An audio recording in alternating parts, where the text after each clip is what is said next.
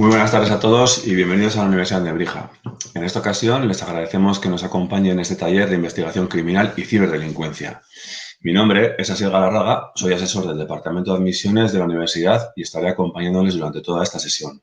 Al finalizar de la misma, les facilitaré mis datos de contacto para lo que puedan necesitar, tanto si deciden venir a conocernos, resolver cualquier duda referente a nuestros grados o dobles grados o iniciar el proceso de admisión en nuestra universidad. Esta tarde, y a través de este taller que planteamos, queremos hablar de nuestra Facultad de Ciencias Sociales y más concretamente de los grados en Seguridad y Derecho con sus respectivos dobles grados. Para ello, hoy nos acompaña Nicolás Marchal, que es coordinador del Departamento de Derecho y a su vez director del grado en Seguridad, a quien agradezco su presencia esta tarde. Aparte, durante esta sesión se podrá intervenir y plantear cualquier duda que surja a través del chat habilitado para ello. De nuevo, les agradezco su presencia esta tarde y sin más vamos a dar comienzo al taller, por lo que doy paso a Nicolás Marchal. De acuerdo, pues muchísimas gracias, Asier, por la presentación y bienvenidos todos los que nos estáis siguiendo en este taller virtual. Esta situación que estamos viviendo de pandemia evidentemente tiene sus cosas negativas, pero también algo positivo es que personas de diferentes partes ahora podéis estar conectadas y estar en este taller, ¿no? Así que vamos a aprovecharlo. Lo he querido enfocar, pues os soy sincero, para que os sea de utilidad a todos los que os interesa este tipo de especialidad, y la verdad es que es una charla o un taller que vais a daros cuenta que está abierto a todos los perfiles, que sería de interés tanto pues para los que estudian periodismo como para los que estudian economía, porque hablamos de aspectos muy, muy básicos o que también están constantemente en televisión sucediendo, ¿no? Y vamos a ir desvelando un poco todas estas incógnitas y lo que sucede durante una investigación, así como algunas pinceladas de ciberseguridad. Voy a compartir mi pantalla. Ahí se está viendo ya, perfecto. Y, pues bueno, como os he dicho, vamos a hacer un taller de investigación criminal y como lleva la palabra taller, he querido que sea práctico, ¿vale? Así que os voy a ir lanzando preguntas, vamos a ir haciendo una serie de comentarios durante la exposición y a modo de ejemplo de lo que os he traído hoy vamos a ver un poco de huellas dactilares, que esto siempre siempre aparece en todas las series, en todas las películas, y vamos a ir viendo cómo no es verdad, os vais a dar cuenta. Indicios que nos encontramos en una escena de un delito, ¿vale? Y cómo desde un abogado, cómo los tiene que defender, qué sucede muchas veces, cómo sabemos si una persona nos está diciendo la verdad o no. Y luego vamos a dar unas breves pinceladas sobre ciberseguridad. Una de aplicación en vuestros hogares y otra que lo vais a comprobar vosotros para saber qué saben de vosotros, qué información estáis publicando o qué información estáis compartiendo sin saberlo y que os pueden estar, haciendo un seguimiento increíble. Ya lo vais a ver, de verdad.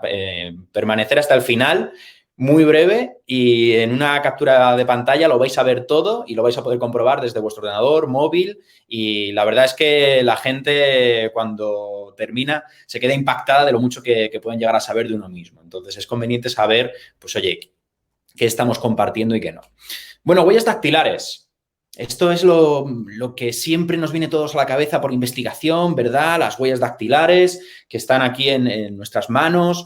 Y lo primero que tengo que decir es que para poder saber si la huella dactilar que hemos encontrado en la escena del delito coincide con la de nuestro sospechoso, tenemos que empezar a hacer un estudio, tenemos que cotejar esa huella, ¿de acuerdo? Lo primero que nos vamos a fijar, esto no se hace porque, a ver, la huella que nos hemos encontrado en la escena del delito se parece mucho a la de la mano, se parece mucho a al del presunto delincuente. No se puede hacer porque se parezca. Tenemos que hacerlo en base pues, a una serie de criterios científicos. Entonces, lo primero en lo que nos vamos a fijar en estas huellas es en el núcleo, que os lo marco en rojo. El núcleo es donde nace la huella. Si os dais cuenta, es una línea y a partir de ahí se van creando esas crestas en color negro, ¿vale? Pues ahí es donde empieza a nacer la huella. A mí esto, cuando yo doy esta clase presencialmente con los alumnos, pues pasa una cosa, y es que automáticamente cuando muestro la huella en pantalla y digo que todos tenemos que tener un núcleo, la gente empieza a hacer así, ¿no? Se empieza a buscar el núcleo, a ver qué tengo yo en el dedo. yo tendré ese núcleo que dicen por aquí o no, yo no me lo sé ver, hay gente que lo ve a la primera, otros que tardan más. Bueno, esto es lo primero que tenemos que identificar. Y una vez que tenemos identificado el núcleo, ahora toca identificar el delta.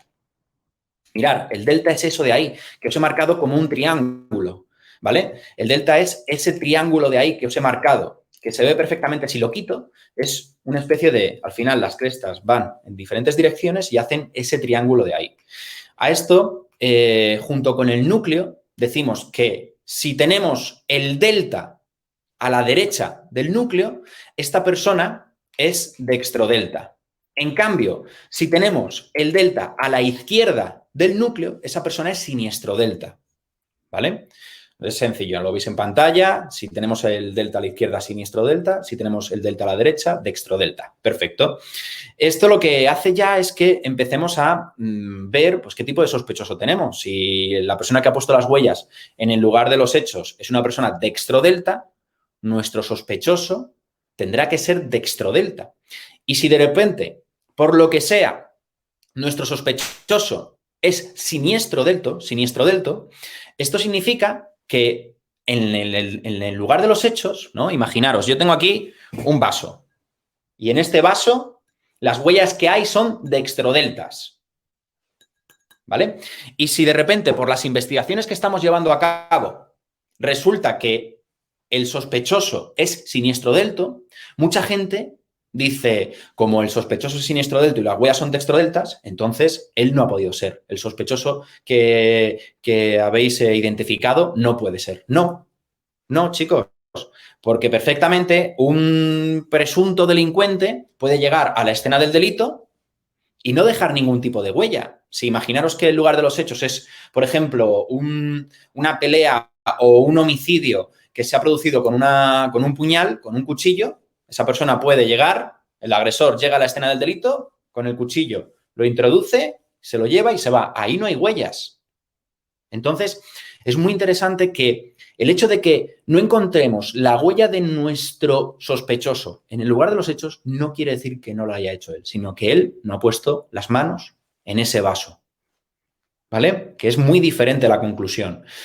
Como a lo mejor os está pasando, alguno me podréis decir, Nicolás, mira, yo es que no tengo delta, te lo prometo, no tengo delta. Bueno, no pasa nada, tú eres adelto, ¿vale? Y hay otros que me pueden decir, Nicolás, yo tengo 2 triangulitos de estos. Bueno, pues tú eres bidelto, ¿de acuerdo? Lo normal es que seamos o dextrodelta o siniestrodelta, es lo más normal que suceda. Esto es la primera forma de identificación, pero evidentemente no es la única, hay más.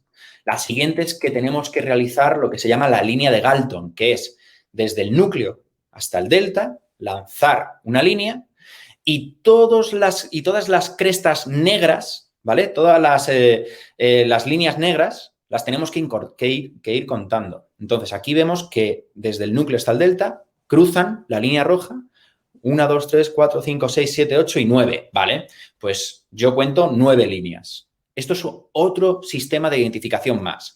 Pero el que más se utiliza y el que más nos sirve son los puntos característicos. Si todos vosotros veis vuestra huella, pues vais a ver que de repente las crestas, pues algunas hacen un punto, se bifurcan, tiene una desviación, ¿vale? De las diferentes líneas que tenéis las diferentes líneas que conforman el dibujo de vuestra huella.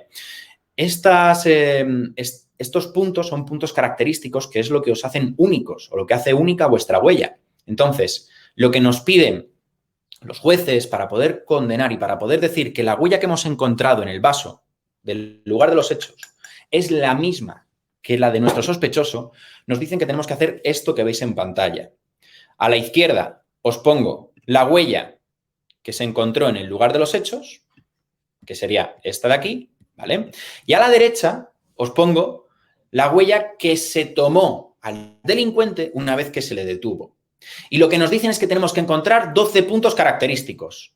12 de esos puntos que os he mostrado antes, pues 12 de estos. Entonces, si os dais cuenta, el punto 1 coincide con el punto 1. El punto 3, por ejemplo, pues también veis que es un oval, ¿no? Se ve perfectamente. Así hasta 12. Cuando hemos encontrado nuestros 12 puntos, dejamos de buscar y ya sabemos que la huella del lugar de los hechos corresponde con la huella del sospechoso. Esto es lo que se pide. No se nos pide a ver qué se parece más, cuánto, yo creo que si se parecen, no, se pide esto, hacer todas estas comprobaciones. Y fijaros, ¿no? Como veis, aquí tenemos ese delta, ahí, y aquí tendríamos otro delta. Esta persona es bidelta, ¿vale? O sea que aquí tendríamos el núcleo, como veis. Fijaros, ya vamos obteniendo un poco más de teoría. Claro, ¿qué sucede? Yo os muestro aquí huellas perfectas, huellas que podrían ser de un perfil de Facebook. Están perfectas, se ve todo, se ven los deltas, se ve el núcleo. Todas estas huellas han sido tomadas con fines educativos, pero las huellas que nos encontramos en el lugar de los hechos reales son estas. Fijaros, eso de ahí, muy poquito. Muy poquito, o sea, no se ve prácticamente nada. Con eso es con lo que se trabaja. Con fragmentos de huella, no con estas pedazos de huellas que son huellas, como os he dicho, vamos, se ven perfectas. No, estas huellas son para que se vea bien y para poder enseñarlas mejor, pero las huellas que nos encontramos en el lugar de los hechos es eso, fragmentos de huella. En este caso, esta es en un arma, porque a la hora de sujetar esa arma, pues evidentemente siempre se pueden dejar restos de huella, tanto a la hora de armar el cargador como utilizar el disparador, pues ahí es donde tendríamos esa huella, ¿no? Por ejemplo, también las huellas que nos encontramos, ¿no? Pues con restos de sangre en la escena del delito, ¿veis? No se ve para nada toda la huella. Vosotros coger un vaso, ahora cuando terminéis en casa, y agarrarlo y soltarlo. Os vais a dar cuenta que no se va a quedar toda la huella, que hay partes de vuestra huella que se van a quedar mejor y otros que se van a quedar peor. Esto es lo que nos encontramos. Nos encontramos fragmentos de huella y muchas veces, en muchos delitos, lo que hay que hacer es una especie de puzzle. Es decir, aquí en la puerta me he encontrado la parte más superior de esta huella, en el vaso me he encontrado la parte intermedia, en el mando de la televisión me he encontrado la parte inferior y al final tienes que reconstruir y puedes puedes tener toda la huella, pero estas son el tipo de huellas que nos encontramos, o sea que es bastante complicado. Yo sé que en televisión o en el cine o en las series la huella sale perfecta, pero al final la realidad es esto que os mostramos, ¿no? Que es para lo que también hemos venido. Se puede hacer un trasplante de huellas. De hecho, aquí os pongo pues, la huella del Frankie, ¿no? Que es como se llamaba, en el que esta persona se trasplantó las huellas de los dedos del pie a las manos, ¿vale? Por eso tiene esa pinta tan extraña y yo creo que a esta persona le olerían las manos a pies, ¿no? Una cosa muy, muy desagradable. Chicos, siempre huellas dactilares porque se ve muy bien. De hecho, si buscáis este tipo de investigaciones, siempre van a salir las huellas de los dedos, pero hay unas huellas que pasan totalmente desapercibidas y que yo diría que a día de hoy en televisión, ¿no? Cuando se comenta un suceso que ha sucedido, pues un crimen, siempre se habla de las huellas dactilares, siempre se dice esto, ya los delincuentes se están profesionalizando y debido a toda esta información que se les da, pues digamos que también ellos saben que a la hora de cometer un delito, pues si llevan guantes, mucho mejor, porque así no van a dejar sus huellas en el lugar de los hechos.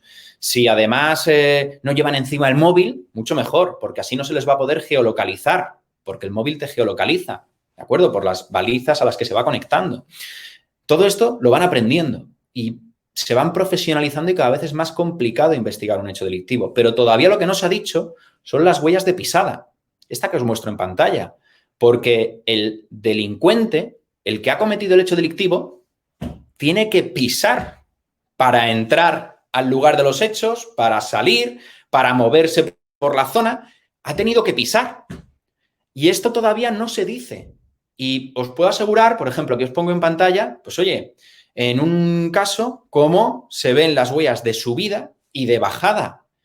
Y viendo, luego se le pasa una serie de reactivos, se toma la huella y se obtiene, pues oye, ya sabemos el tamaño del zapato, lo cual nos puede decir, pues, más o menos la altura de esta persona, también el desgaste. Si vemos que está más desgastado del talón, pues vamos a hablar de si es pronador o supinador, si son unas deportivas o no. Y esto es muy identificativo también, porque si terminamos teniendo sospechoso, podemos hacer un cotejo de esta huella de pisada. También el modelo, ¿de acuerdo? Se puede llegar a sacar el modelo de si es una deportiva, un zapato de vestir, qué tipo de deportiva es, y todo esto nos ayuda muchísimo más. Y esto es algo que no sabe a día de hoy, no lo saben la gran mayoría de delincuentes y lo descuidan, pero es verdad que obtenemos muchísima información de este tipo de huellas, ¿no? Mirar, con indicios en la escena del delito, yo os voy a poner un cristal, ¿vale? Llegamos al lugar de los hechos. Esto pasó, como veis, en un supermercado, que aparecen aquí los carros del supermercado aquí detrás, y observamos que el cristal tiene 3 orificios de entrada de una bala, de un disparo, ¿vale? De arma. Me gustaría que me dijerais, o por lo menos que lo comentarais, ¿no? Entre vosotros, ¿cuál creéis que fue el primer disparo, el segundo y el tercero? Es decir, en este cristal tuvo que haber un primer disparo, se tuvo que realizar un segundo y un tercero. ¿Cuál creéis que puede ser? ¿No? Aquí muchos me suelen decir, pues mira, Nicolás, del agujero más grande al más pequeño. O viceversa, me dicen, del agujero más pequeño al más grande, ¿no? Estas suelen ser las teorías que me dais. Bueno, pues deciros que no tiene nada que ver. No tiene nada que ver el tamaño del orificio de entrada de la bala. En este caso, el primero es el de la derecha, el segundo es el de la izquierda y el tercero es el del medio, ¿vale? El que está en el medio de los 2 disparos. Mirad, os voy a explicar la teoría y ahora os voy a explicar después el por qué es interesante saber esto. Y es, mirad, imaginaros que esto, que os pongo ahora en vuestra pantalla, es un cristal. Un cristal que ahora vamos a realizar un disparo. Realizamos ese disparo, se realiza un orificio de entrada, ¿vale? Se rompe el cristal por ahí de forma totalmente aleatoria. También el cristal se va rompiendo de forma completamente aleatoria. Perfecto. Ahora vamos a realizar un segundo disparo. ¿Vale? Perdonadme, ahora. Vamos a realizar un segundo disparo. Mirad, así. Realizamos este segundo disparo y el cristal se vuelve a romper de forma aleatoria. Pero si os dais cuenta, el cristal ha dejado de romperse donde ya estaba roto el primer disparo. ¿Lo entendéis? Es decir, el segundo disparo va a dejar, esas fracturas van a dejar de crecer cuando choquen con las del primer disparo. De esta manera sabemos que el disparo que os he marcado en rojo es el primero y el disparo que os he marcado en azul fue el segundo. ¿Esto por qué es interesante? ¿Por qué es interesante saber esto? Muy sencillo y os voy a llevar a un caso. Mirad, esto fue un cliente que llevé yo llevé al copiloto y el copiloto falleció en este acto. Resulta que por detrás le dispararon este coche recibió más de 11 disparos de bala y el tema está en que las personas que dispararon desde atrás, en el cristal, ¿vale? El cristal, la luna trasera del cristal, se aplicó esta misma teoría que os acabo de contar. Las personas que dispararon por detrás a este coche dijeron que estaban disparando con ánimo de parar el coche, con ánimo de ir a dar a las ruedas, ¿vale? Pero, ¿qué sucede? Que el cristal revelaba otra cosa. El cristal revelaba que los disparos que se realizaron no eran con ánimo de ir corrigiéndolos hacia abajo, ¿vale? Los disparos empezaron desde arriba, pero si fuese como decían las personas que dispararon desde atrás, los disparos, pues se vería que estarían corrigiéndose hacia abajo. El problema es que el cristal evidenciaba que el primer disparo estaba arriba en la parte del cristal izquierda, pero se fueron corrigiendo para impactar en el copiloto, no para impactar a las ruedas, sino para impactar en el copiloto. Por eso, de esa manera, pues se condenó a los que dispararon a un homicidio porque no era con el fin de parar a esta persona, el coche, a las ruedas, sino que era con el fin de matar, ¿vale? Estas son gráficas que a mí me gusta mucho utilizar porque, fijaros, esto es un procedimiento judicial, ¿vale? Esto es una causa que llevé yo, un montón de tomos, muchísimos tomos, e imaginaros, el día de un juicio, el día de que se celebra el juicio, la vista oral, es imposible tener todos los tomos delante y si tienes que solicitar que se muestre el folio donde está tal pericial, pues tienes que empezar a buscar otro. Por eso yo lo que hago, en muchos de estos casos que hay tanta documentación, pues hago esto, una especie de infografía, ¿vale? Donde se ve de forma muy sencilla todo. Entonces, este caso, lo mismo. Acusaban a mi cliente de haber disparado a una persona y haber matado a esta persona, en concreto a una mujer, ¿vale? Utilizando diferentes periciales, por ejemplo, ¿no? Os muestro aquí en pantalla, el informe médico decía que el disparo de la mujer entró, pues más o menos, por la altura del pecho y salió por las lumbares, pero de atrás. Si os dais cuenta, esto a nivel técnico, pues habría que saber de biología, ¿no? De anatomía, porque me dicen que el disparo entró por los cuadrantes superior e inferiores internos, que esto, si no sabemos qué es, pues mira, aquí nos lo dice, ¿no? Ahí entró el disparo, el orificio de entrada lo marcamos ahí, y el orificio de salida dice que fue en la zona lumbar a la altura del espacio intercostal 11-12, que yo no tengo ni idea de dónde está ese espacio, pero, oye, en el gráfico se puede ver perfectamente, ¿no? Aquí, en la parte de la espalda inferior, en la derecha. En este caso, ahí estaría, ¿vale? En esa zona. Entonces, ¿esto qué hace? Esto hace que si el orificio de entrada de la bala fue por la zona del pecho y el orificio de salida fue por la espalda, pero por la parte inferior, tenemos que el ángulo del disparo ha tenido que ser de mínimo 45 grados. Esto es el informe médico forense traducido a nivel visual, ¿vale? ¿Qué sucede? Que también traduje otro informe, otros 2 informes. Mirad, cuando se realiza un disparo con un arma, con cualquier tipo de arma de fuego, además de salir lo que es el proyectil, que esto lo conocemos todos, ¿no? Ese proyectil, la bala, también sale detrás pólvora al rojo vivo, y también salen una serie de gases, ¿vale? De gases, de química. Entonces, todo esto, si ese disparo se realiza muy cerca de la persona, esos gases, esa pólvora, se queda en la ropa. Se queda en las manos de la persona, ¿de acuerdo? Por lo tanto, eso se puede analizar, porque eso es química y se puede analizar. Y si tú tienes esos restos al haber recibido un disparo, tienes esos restos en mayor cantidad, sabemos que el disparo ha sido más cercano. Y si los tienes en menor cantidad o no tienes, sabemos que el disparo ha sido muy lejos. Por lo tanto, lo que yo solicité aquí es el informe de toxicología, ¿vale? Más lo que nos decía es que la nube de gases, es decir, los químicos que presentaba la víctima en el cuerpo, eran de tal entidad que el disparo se tenía que haber realizado a 1 metro, 1,5 metros de distancia de la víctima, ¿vale?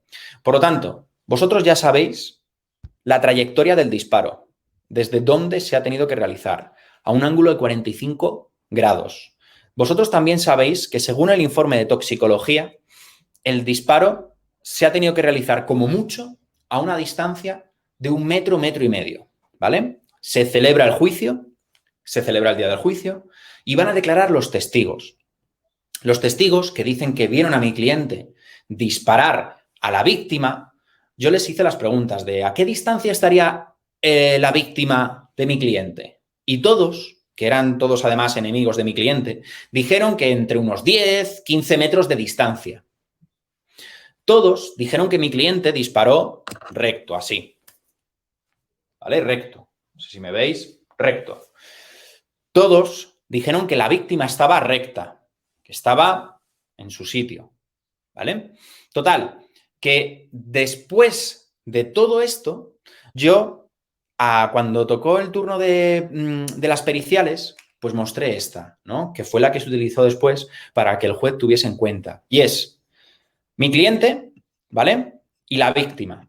La víctima recibió la trayectoria, acordaros, en un ángulo de 45 grados, orificio de entrada, orificio de salida, y según la nube de gases, según los químicos que tenía la víctima en su cuerpo, el disparo se realizó como mucho 1 metro, 1,5 metros, como mucho a esa distancia. Por lo tanto, chicos, si mi cliente, para poder hacer este disparo, tenía que haber estado a 1 metro, 1,5 metros, y el disparo lo tendría que haber realizado así, ¿vale? No sé si me veis, pero tendría que haber hecho una cosa extraña. Así, una especie de disparo raro pero no así como todo el mundo decía, recto, en posición de carga, como todo el mundo, todos los testigos decían. Por lo tanto, ¿qué sucedió?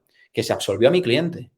Se absolvió a mi cliente, pero no por saber derecho penal, ni por ser un buen abogado procesalista, ni nada, sino por la investigación criminal, porque se mezcló el informe del médico forense con el informe de toxicología y al final era imposible que mi cliente hubiese sido el que realizó ese disparo y se la absolvió. Fijaros, simple y llanamente por investigación criminal, ¿vale? Esta teoría también se aplicó al caso que os digo del coche. ¿Por qué? Porque el perito de la otra parte, fijaros, al final lo que nos interesa en la universidad cuando estudiáis este tipo de asignaturas o este tipo de contenidos es que sobre todo seáis críticos, ¿vale? Imaginaros, se realizaron en este caso que os pongo, se realizaron 13 disparos. 13 disparos de diferentes pistolas. Y la parte contraria, los peritos, los investigadores de la parte contraria, decían que el disparo se había producido de una forma muy extraña, tal, y que entró, como veis, ¿vale? Esto es porque la persona estaba perfectamente quieta y estaba recta en el asiento en el momento de los hechos y, por lo tanto, esto evidencia que solamente se puede recibir el disparo si venía rebotado.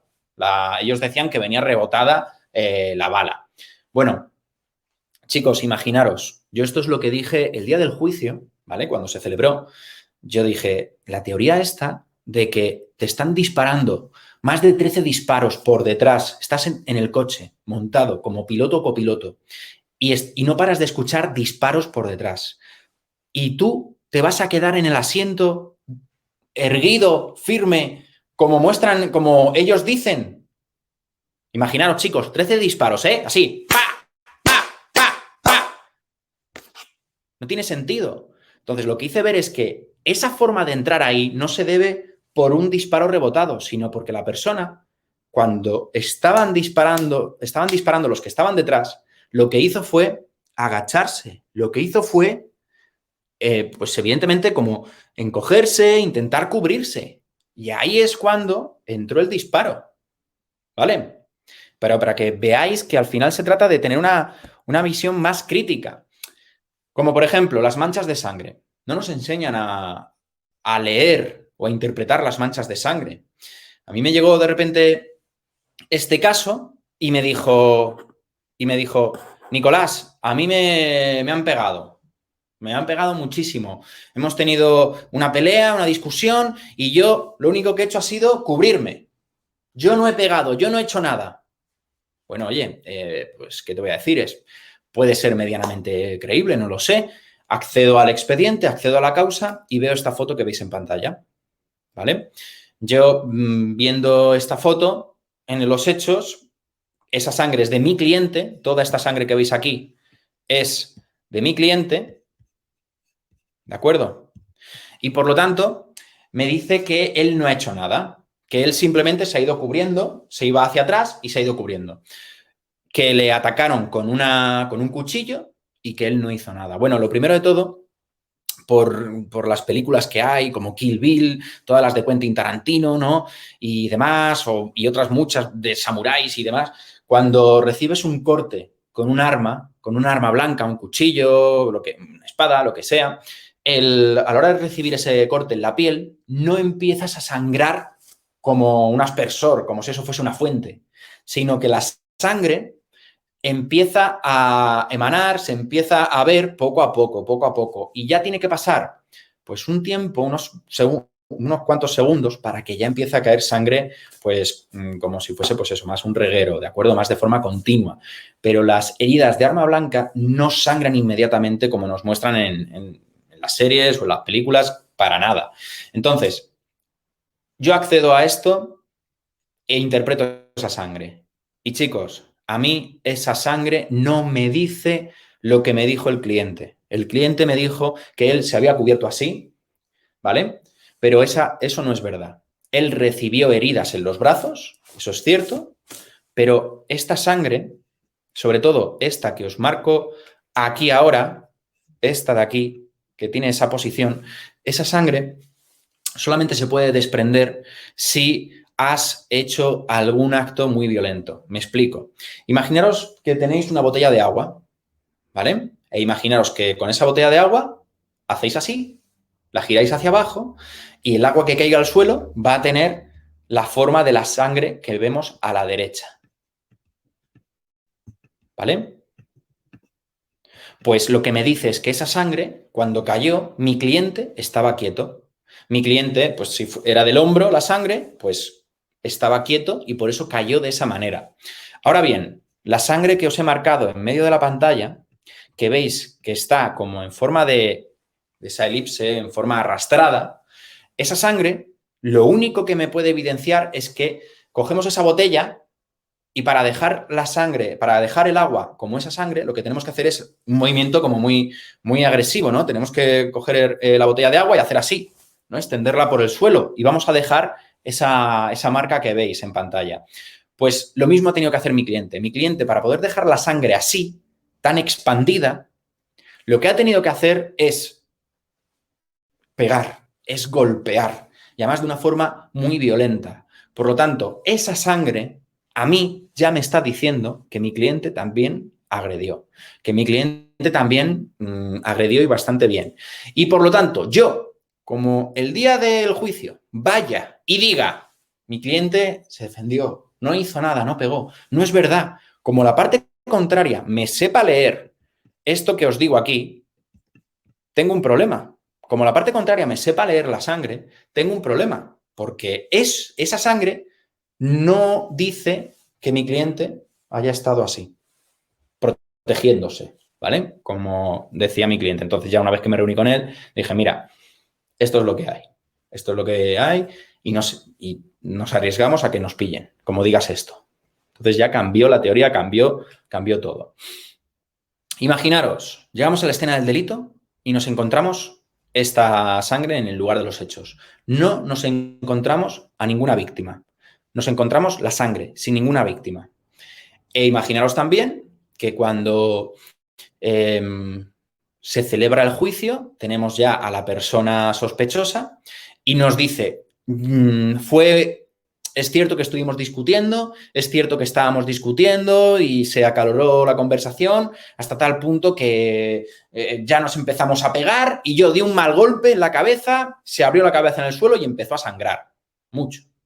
Nada más ver esto, cogí el cuerpo de la víctima y me lo llevé a otro lugar. ¿Sería cierto eso? Nada más ver esto, 2, 3 minutos como mucho, pero me cogí el cuerpo de la víctima y me lo llevé a otro lugar. ¿Sería cierto esto? No os fijéis en la cantidad de sangre. Mucha gente me dice, no, Nicolás, tuvo que estar ahí la víctima mucho tiempo, porque fíjate cuánta sangre, se ve mucha sangre en la escena. Bueno, yo no sé si alguna vez haciendo alguna chapuza en casa o haciendo algún tipo de deporte o lo que sea, os habéis hecho alguna herida, habéis sangrado un poco y os habéis dado cuenta que la sangre es muy escandalosa. Es decir, en el momento en el que sangras algo y empieza a caer sangre, te pones perdido y parece que te ha pasado de todo, cuando no es así, ¿no? La sangre al final es muy escandalosa.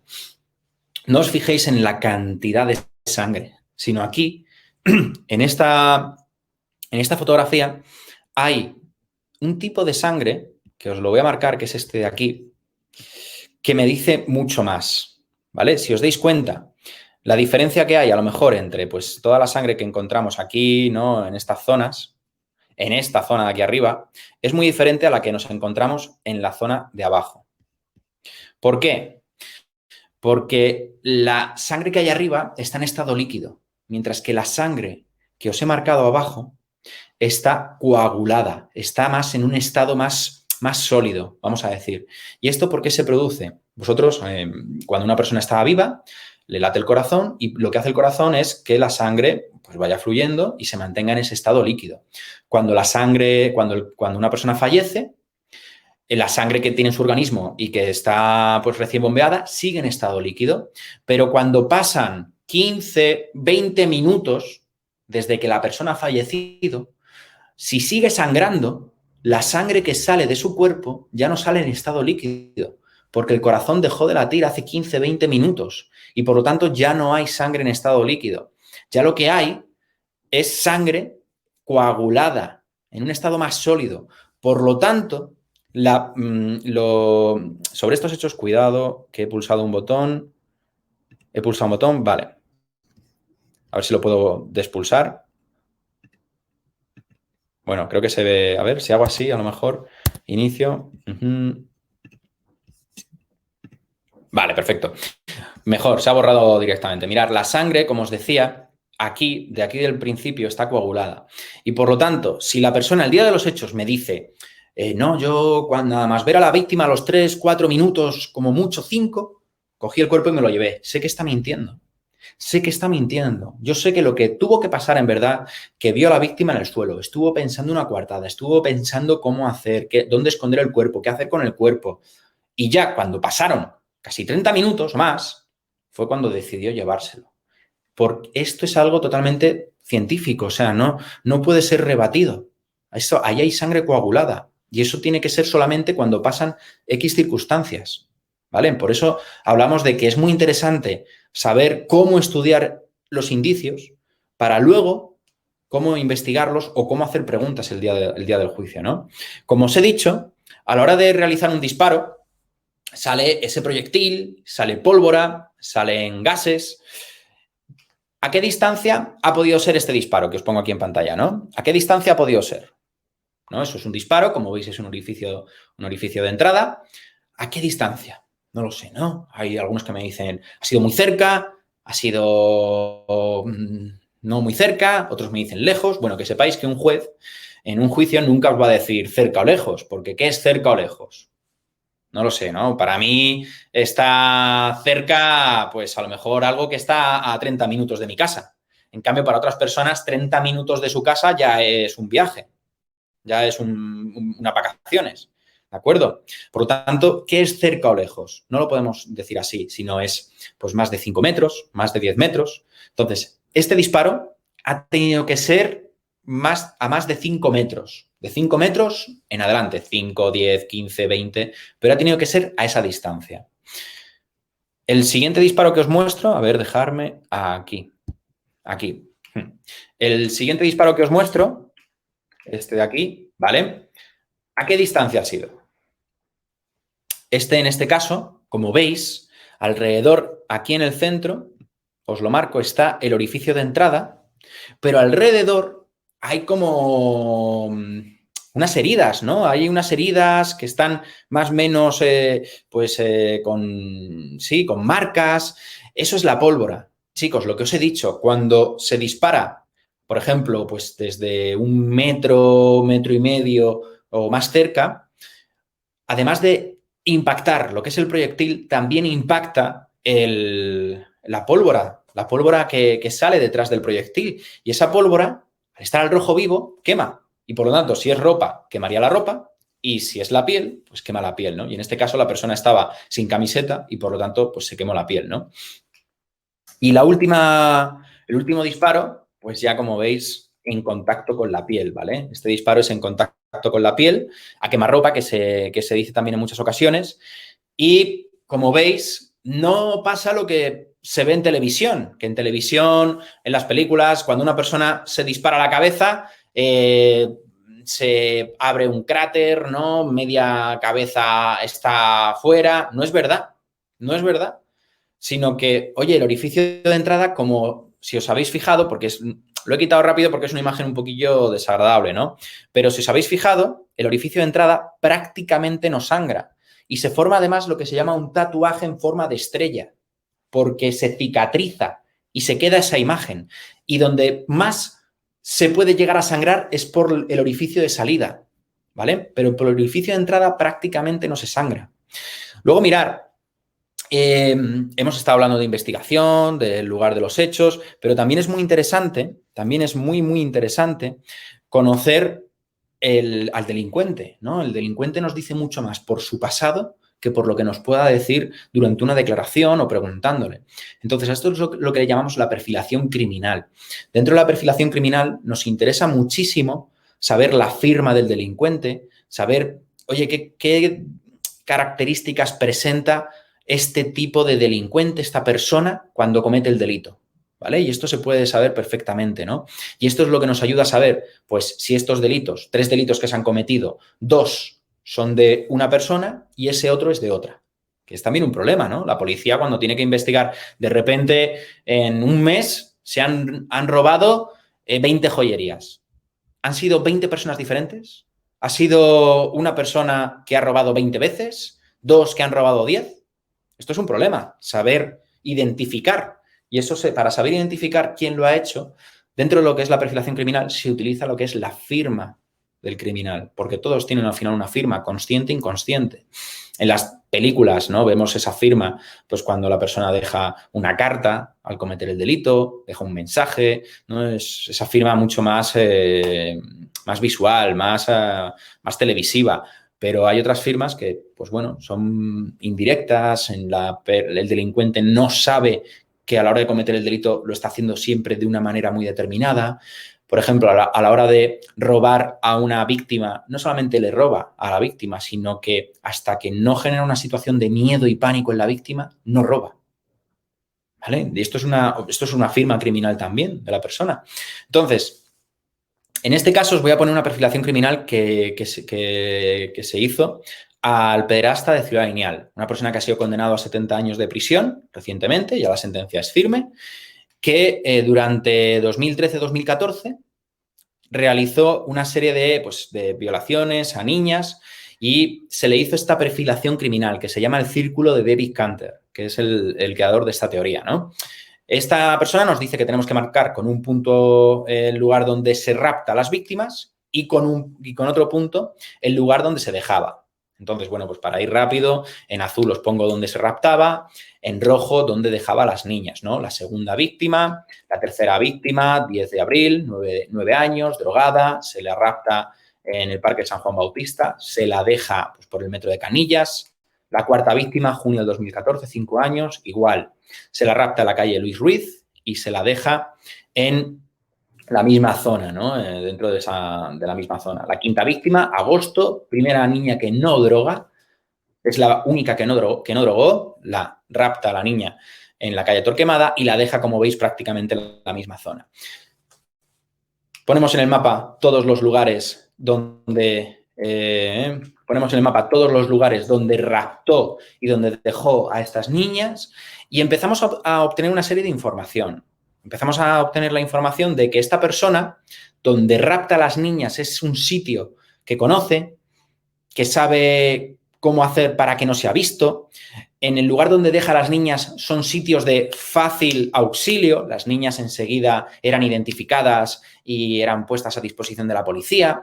Entonces, la primera teoría que se saca es que esta persona ha tenido que trabajar o ha tenido que vivir en la zona para poder conocerlo, ¿no? Marcamos con un círculo amarillo el lugar donde opera y entonces lo que nos dice esta teoría es que hay un 70% de probabilidades de que el agresor viva o haya trabajado en esta zona. Pero es más, esta teoría va mucho más allá, ¿vale? Y nos dice que entre el punto más cercano tenemos que trazar un círculo blanco, como veis en pantalla, en el centro, y nos dice que hay un alto tanto por ciento de probabilidades, dentro de ese 70, pero mucho más alto, que el agresor viva o haya trabajado dentro de ese círculo blanco. ¿Por qué? Porque de forma inconsciente, e imaginaros, ¿no? Yo estoy seguro que todos los que estáis viendo esta charla no os puedo ver, pero estoy seguro de que sois buena gente, segurísimo. Seguro, vamos, no me cabe duda. Si estáis aquí 8 menos cuarto haciendo un taller de investigación criminal y demás, no es porque queráis cometer delitos, sino porque estáis interesados en ser buenos profesionales el día de mañana. ¿Vale? Entonces, pero imaginaros por un momento que queréis robar una tienda. Y esa tienda que queréis robar es la que está debajo de vuestro portal, debajo de vuestra casa. En el mismo bloque, pues prácticamente ahí. Jamás lo haríais ahí. Porque de forma inconsciente, sabéis que se os puede identificar fácil, que se os puede seguir fácil, si se roba debajo y habéis sido vosotros, de forma inconsciente, el delincuente dice, es que se va a saber que soy yo. Entonces, ¿qué se suele hacer? Se suele ir lejos para que así la gente no te reconozca, para que así no haya ese esa sensación de que me van a reconocer o me van a saber que he sido yo. Por eso, la teoría nos dice que va a vivir ahí en un alto por ciento de probabilidades. Bueno, este estudio se le entrega a la policía, que estaba realizando el seguimiento. La operación se llamó la Operación Candy. Fue una operación muy interesante, de verdad. Mucho desarrollo que no quiero enrollarme más, pero se le entregó. Y del número de sospechosos que había, coincidía con 3. Se hizo una operación y cuando se detuvo al delincuente, vivía en ese punto negro que os pongo en pantalla, ¿vale? Esto se le llama un caso de perfilación geográfica, que también se utiliza, ¿no? Y que también sirve y es de verdad muy interesante. Y luego, por último, vamos a terminar con, muy breves pinceladas de modo de ciberseguridad, ¿no? Pero fijaros, aquí os pongo, pues, lo que podría ser un salón normal, ¿no? Viendo una serie que es el House of Cards, que os la recomiendo, es muy buena. En la televisión hay dispositivos electrónicos, hay un ordenador, hay un móvil, hay de los dispositivos, un televisor. De los dispositivos que os muestro en pantalla, ¿cuál diríais vosotros que es el más vulnerable a sufrir un ataque, el más complicado o el que más se suele dar para hackear y al que todo el mundo suele ir para obtener toda la información y hacer pues todas las fechorías que se os ocurran? ¿Cuál creéis vosotros que suele ser de los que os muestro en pantalla? ¿No? Bueno, la mayoría de la gente me suele decir pues que sí, el ordenador o el móvil, ¿vale? Y tengo que deciros que tenéis parte de razón. Es cierto que los objetivos a lo mejor más deseados por los ciberdelincuentes pues suelen ser el ordenador o el móvil, porque es donde tenemos toda nuestra información, donde hay fotografías, hay búsquedas, hay vídeos, hay archivos. Entonces, sí, es verdad, están ahí. Pero ya os he dicho, no es el más vulnerable. No es el más vulnerable. El dispositivo que os muestro que es más vulnerable es el router. Es el router. ¿Por qué? Muy sencillo. Porque los ordenadores, los móviles, se actualizan. Ahora ha salido la última actualización, la versión de Android 15.4, descárgatela y tú te la descargas. Y si os compráis un móvil nuevo, eso ya viene actualizado. Y el ordenador te va diciendo, oye, que tengo una actualización pendiente, actualízame. Incluso Windows hace una cosa que yo odio, que es que de repente te dice que me voy a poner a actualizarme, ¿no? Y como estés por ahí, se actualiza el ordenador. Entonces, estos dispositivos, salvo raras circunstancias, suelen estar actualizados, pero el que no está actualizado es el router. ¿Os habéis metido alguna vez en el router y la habéis dado a actualizar desde que el operario de vuestra compañía de telefonía os lo instaló? Entonces el router es lo más vulnerable, porque si el router está desactualizado, si yo entro al router, desde el router puedo entrar a todos los dispositivos que están conectados. Y todos los dispositivos que están conectados, pues es desde todos los móviles de la casa, todos los ordenadores, televisores, Alexas, todo lo que sea, ¿vale? Por lo tanto, el router es el más olvidado en este debate o en esta campaña, pero es el primero que tenemos que saber proteger, ¿no? Y ahí es donde los ciberdelincuentes lo saben y saben que los routers de todos los domicilios suelen tener las contraseñas prefijadas, no la para acceder al wifi, sino para acceder al router, ¿eh? No la contraseña para conectarte a wifi, sino para meterte dentro del router. Solemos mantener siempre las mismas y esto es una vulnerabilidad tremenda.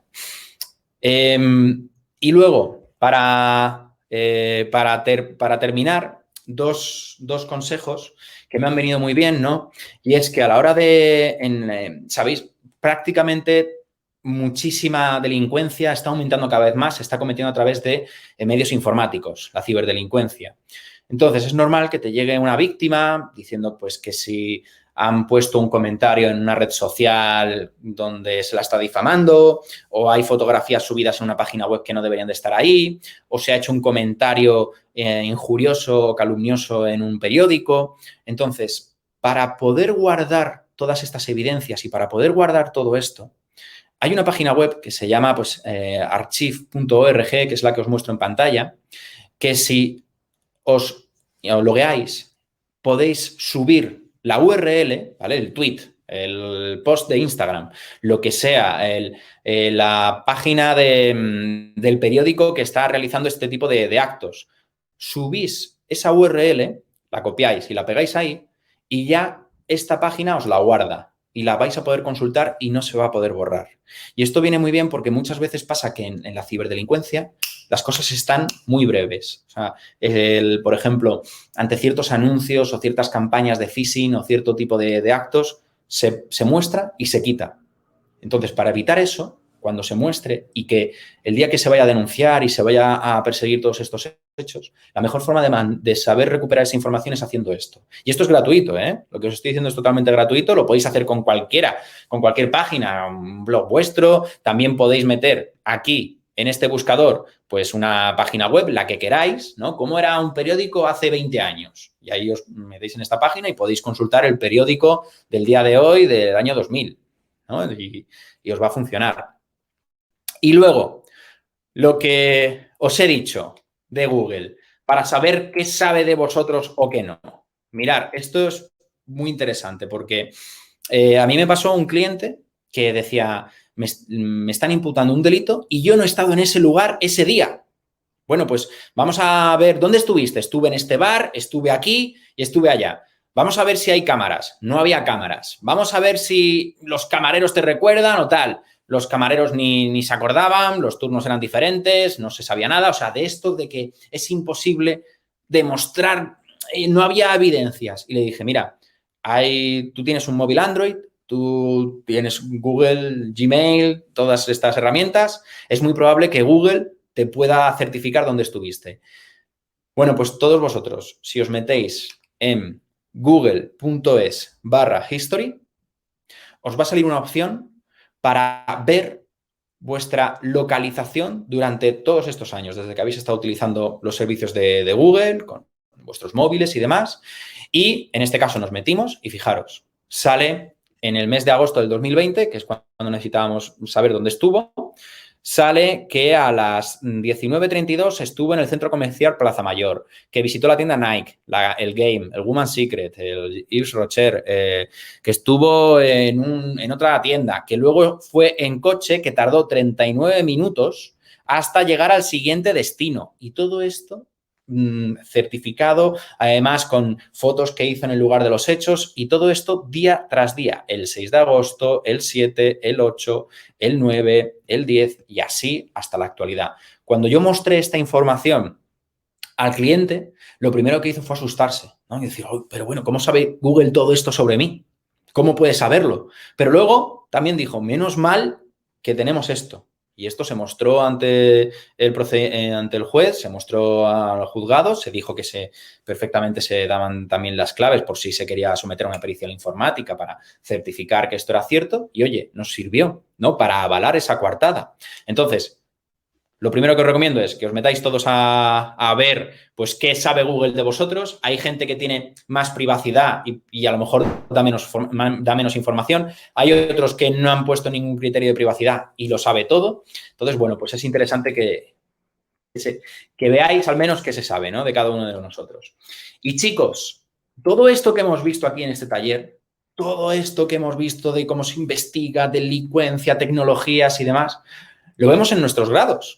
Esto que los grados evidentemente han cambiado, no son como las licenciaturas de antaño, sino que es una formación práctica y acorde a lo que piden las empresas. Por eso tenemos una de las tasas, somos la segunda universidad en tasa de empleabilidad, porque nos interesa que lo que estudiéis lo podáis poner en práctica el día de mañana, ¿no? En nuestro grado en Derecho se estudia todo esto que hemos estado viendo de investigación, de delincuencia, de tecnología, de cómo utilizar la tecnología, el Big Data, el análisis de datos. Yo sí que quería destacar el Club de Mentores. Cuidado, voy para atrás. El Club de Mentores. Este Club de Mentores es, en vuestro primer curso, vamos a decir que a principios del segundo semestre, se os va a dar una lista de mentores. Y la persona que quiere, por ejemplo, opositar a juez, pues su mentor va a ser un juez. La persona que quiere entrar en una Big Four, en una de las principales empresas jurídicas de consultoras pues a nivel internacional, pues se le va a dar uno de los socios en el área de esta Big Four o uno de los principales responsables de esta Big Four. Y esto con cada uno de vosotros. ¿Para qué? Para que precisamente ese mentor os ayude durante vuestra vida universitaria y cuando terminéis vuestro grado, que él os pueda recomendar en la empresa, que os pueda ayudar a dar el salto a la vida profesional.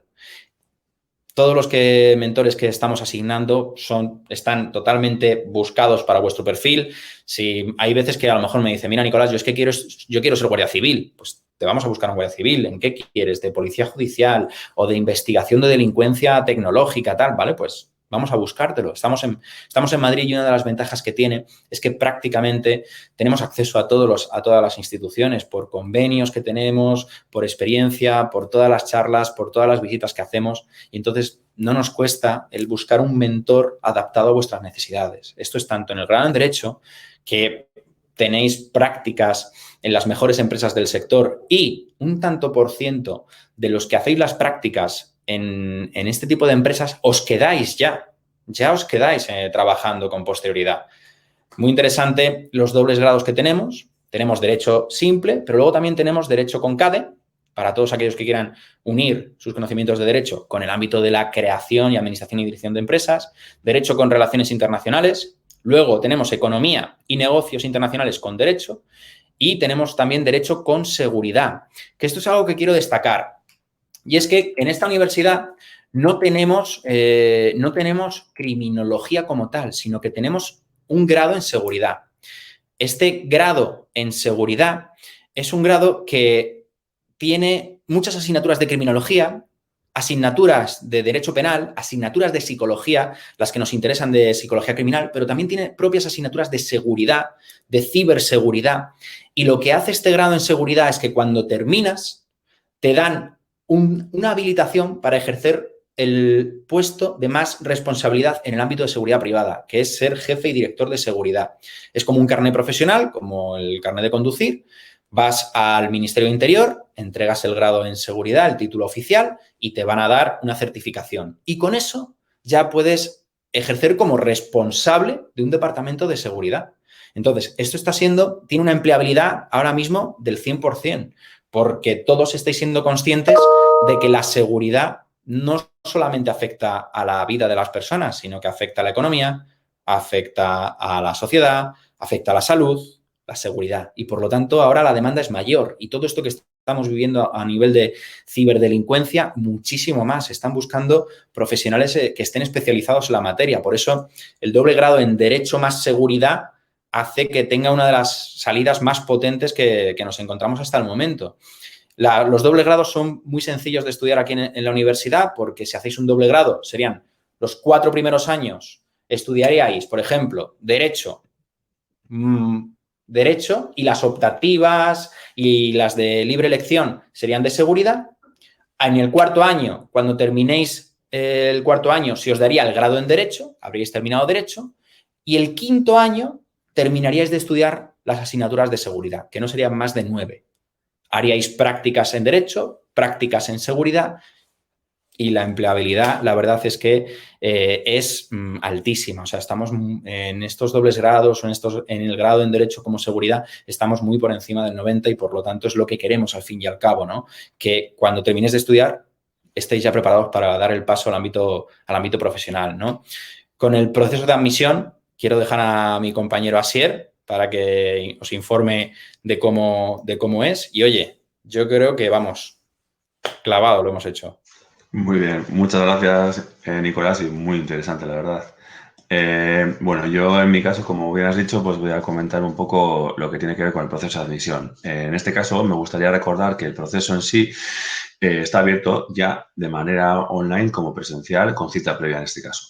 A modo de resumen, indicaré que hay 4 pruebas, ¿vale? Una prueba específica del grado elegido por el candidato o candidata y se trata de una prueba tipo test que consta principalmente de contenidos básicos y específicos de conocimiento general que se van a cursar en la titulación elegida por dicho candidato o candidata. Segunda, sería una prueba de nivel de inglés oral y escrita y en esta parte no es excluyente, o mejor dicho, esta parte no es excluyente, pues lo único que se pretende es conocer el nivel de partida de los alumnos o alumnas y poder posicionarles en uno de los niveles disponibles, puesto que a la vez de la titulación tienen la oportunidad de cursar un diploma en English Professional Skills diseñado para que puedan alcanzar un nivel C1 en inglés, ¿vale? La tercera sería una prueba psicotécnica tipo test en la cual lo que hacemos es una evaluación de la personalidad que explora las áreas emocionales, intelectuales, sociales y valores de cada candidato. Y por último, habría una entrevista personal en cuyo caso sería con el director o directora del grado elegido sobre aspectos personales y académicos del alumno, para conocer la motivación, aptitudes, destrezas de comunicación, además de actividades extracurriculares e intereses de futuro del candidato. Una vez finalizadas estas pruebas, se pondrá en contacto un asesor del Departamento de Admisiones para comunicar el resultado, por lo que será desde ese momento en adelante la persona de referencia para cualquier duda que se pueda originar. La superación de estas pruebas es muy importante que se sepa que el estado admitido en sí no significa que se garantice la plaza en la universidad, puesto que el número de plazas en las titulaciones son limitadas, debido a que apostamos por grupos reducidos. Por lo tanto, serán adjudicadas por orden de reserva. Esta reserva se puede realizar una vez que el asesor comunique la admisión a cada uno de los candidatos. En el caso de estar admitidos, el asesor también indicará la documentación necesaria a presentar dependiendo de la forma de acceso a la universidad por cada candidato, ya sea a través de bachillerato o EBAU, bachillerato internacional, prueba de acceso para menos de 25 años, ciclo formativo de grado superior o un traslado de expediente. En cuanto a becas, ayudas y residencias, sería interesante comentar que para cuestionar acerca de becas, ayudas al estudio o residencias, se pueden poner en contacto conmigo a través de este correo que figura en la parte de abajo en la diapositiva y estaré encantado de atender a cualquier persona que lo solicite. Aunque sí se debe tener en cuenta que para realizar una solicitud de beca es necesario estar admitido en la universidad. Es decir, el proceso de adjudicación de las becas ha de hacerse a través de que una persona ya esté admitida en la universidad.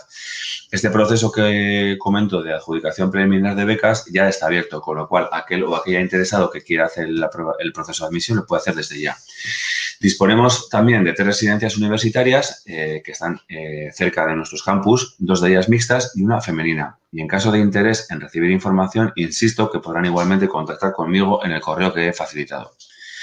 Y por último ya, como comentaba al inicio de la sesión, pasaremos a la parte que tiene que ver con la ronda de preguntas para que aquel o aquella que quiera apostar por hacer algún tipo de pregunta en el chat, pues quedamos a la espera de ello para resolver cualquier duda o consulta.